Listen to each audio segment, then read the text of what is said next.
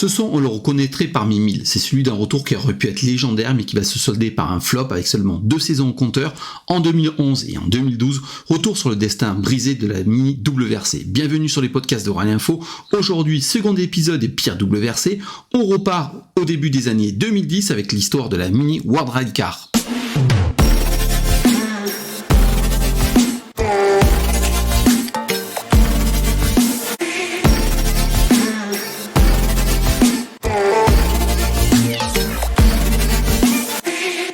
Bonjour et bienvenue sur ce nouvel épisode des pires WRC. Cela aurait pu être le retour d'une légende, le retour de celle qui a gagné le Monte Carlo en 1964, 1965 et 1967 et qui a fait rêver des générations entières. Voici l'histoire d'un gâchis. La Mini aurait pu faire un comeback fabuleux, pourtant BMW avait mis les petits plats dans les grands, en confiant l'exploitation et le développement de sa Mini WRC à ProDrive dès l'annonce du programme en 2010. Une petite aparté sur ProDrive, qui est une entreprise britannique spécialisée dans le sport automobile, et fondé en 1984 par David Richards, ProDrive s'est construit une solide réputation en tant que préparateur des Subaru avec 3 titres pilotes pour Colin McRae en 1995, Richard Burns en 2001 et enfin Peter Solberg en 2003. Et en 18 années de collaboration, c'est aussi 3 titres constructeurs en 95, 96 et 97. Rien que cela, autant dire que BMW et Mini avaient choisi l'un des meilleurs préparateurs, sinon le meilleur. Puis BMW connaît déjà ProDrive qui avait préparé les fabuleuses BMW M3 par le passé. C'est donc sur la base de la Countryman que la Mini WRC va voir le jour en subissant de nombreuses modifications pour la rendre apte à la compétition. Elle est équipée d'un moteur 1.6 turbo développant environ 300 chevaux et 400 Nm de couple. La voiture disposait d'une transmission intégrale et d'une boîte de vitesse séquentielle à 6 rapports. Esthétiquement, la Mini WRC est là aussi une réussite et plaisait énormément. Et le combo Mini plus ProDrive plus Sordo plus MIC pourrait devenir la surprise pour un peu que l'engagement en WRC soit annoncé officiellement. Le développement de la Mini débute donc sous les meilleurs auspices en 2010 avec Danny Sordo, Chris Mick et Marco Martin derrière le volant. Et la confiance est de mise. D'ailleurs, chez ProDrive, on ne s'en cache pas, le développement de la Mini WRC est en avance sur les objectifs selon Richard Taylor, le directeur du développement. Il dit « Nous sommes en avance sur nos objectifs. La voiture a parfaitement fonctionné dès qu'elle est sortie de l'usine. Pas une seule fois nous avons dû interrompre les essais à cause d'un problème technique. La seule alerte fut causée par un accident, celui de Marco Martin qui a effectué un tout-do. Nous avons pu repartir dans la journée. Au final, en 2010, la Mini WRC aura complété 3 séances d'essais au Portugal, en Espagne et en Sardaigne, et d'autres séances d'essais sont prévues dès le début de l'année 2011. 5, 4, 3, 2, 1, 0. All engine running. Liftoff. We have a liftoff. C'est donc naturellement que la Mini WRC va être engagée en mondial sur 6 rallyes avec Danny Sordo et Chris Mick au volant en 2011. Les rallyes seront la Sardaigne, la Finlande, l'Allemagne, la France, la Catalogne et enfin l'Angleterre. Et autant dire que la saison fut plutôt encourageante avec pas mal de soucis pour Chris Mick, mais une 5e place en Catalogne et une 4e en Angleterre. Pour Sordo, c'est mieux, 3e en Allemagne, 2e en France et 4e en Catalogne, laissant entrevoir une seconde saison plus aboutie en 2012.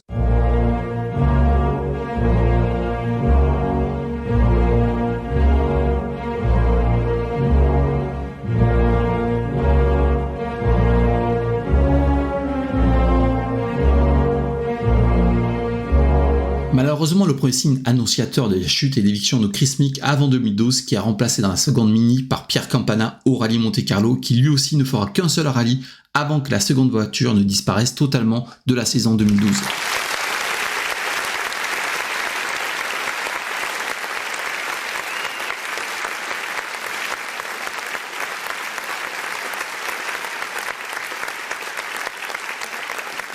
Seul ou presque, Danny Sordo va faire rouler la Mini WRC et ProDrive en 2012 avec au programme le Monte Carlo, la Suède, le Portugal, la Nouvelle-Zélande, l'Allemagne, la France et enfin la Catalogne.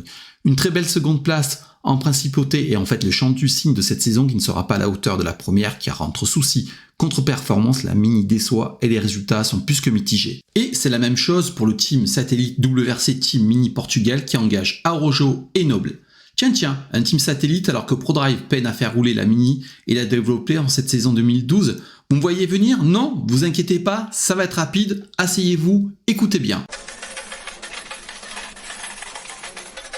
Car c'est à la mi-octobre que Mini annonce son retrait avant même la fin de saison en nous vendant du rêve et surtout comment l'esprit commercial va vite se mettre en route et comment tout va s'imbriquer.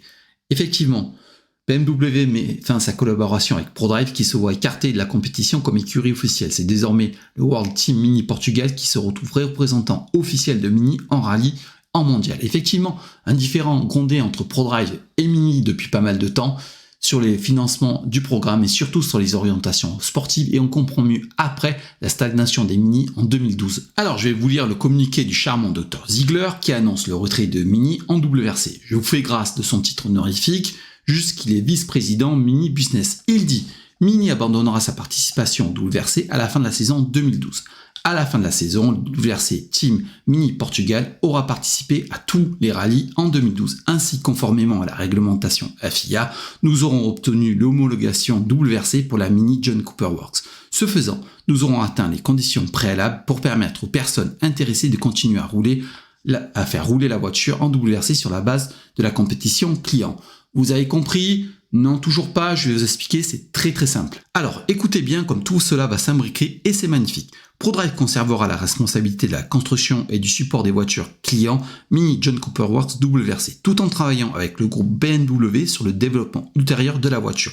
L'homologation longue durée de la Mini est souscrite donc jusqu'en 2018 grâce à l'engagement sur une saison complète du Team Mini Portugal qui continuera lui à rouler en WRC pour faire illusion et continuer à vendre des Mini à des clients privés.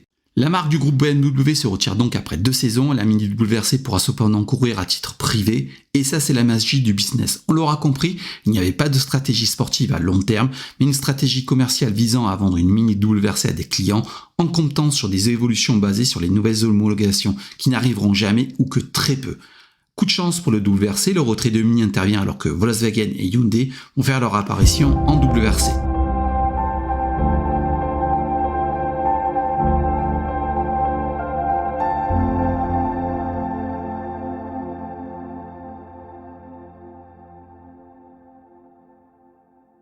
Aujourd'hui, des Mini WRC continuent à rouler ici ou là avec des clients privés. Ce fut un beau succès commercial car au total 27 châssis furent construits et à ce jour 10 roulent encore selon des sources du site IWRC. Le reste fut détruit ou est rentré dans des musées car aujourd'hui faire rouler une Mini WRC coûte très cher et c'est très compliqué. Mais il reste cette impression d'énorme gâchis que le sport est passé derrière l'aspect financier et commercial. Cette Mini avait tout, le look, la base, ProDrive et 2 top pilotes, mais elle n'aura fait que 2 petites saisons sans avoir les investissements ni le développement qui auraient pu faire d'elle une voiture de top niveau. Voilà, nous en arrivons au terme de cette émission sur la Mini WRC, ça a été un plaisir de vous raconter cette histoire. Merci pour vos écoutes, vous êtes de plus en plus nombreux, ça me fait extrêmement plaisir. Je vous dis à très bientôt pour un nouveau spécial des pires WRC. Allez, ciao ciao!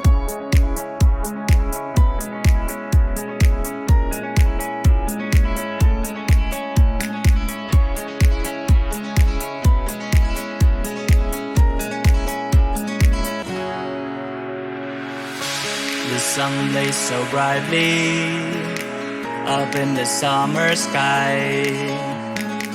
I shouted at the mountains, watch me shine and fly. But then cracked the thunder and the heavens cried. Our world torn asunder, her heart said goodbye. Now I'm standing in our ashes, feeling the sunshine once again. I move to the horizon, feeling the sunshine once again. Feeling the sunshine once again. Feeling the sunshine once again.